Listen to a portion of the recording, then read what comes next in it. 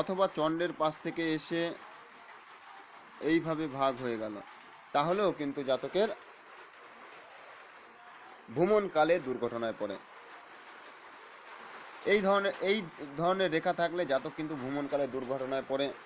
আবার ভ্রমণ রেখার উপরে বৃত্ত চিহ্ন থাকলে, ভ্রমণ রেখার উপরে যদি আবার কোনো রকমের বৃত্ত চিহ্ন থাকে, তাহলে কিন্তু জাতক ভ্রমণকালে চোর ডাকাত প্রতারক দ্বারা প্রতারিত হয় বা কোনো অসুবিধার মধ্যে, ভ্রমণকালে কোনো অসুবিধার মধ্যে পড়ে।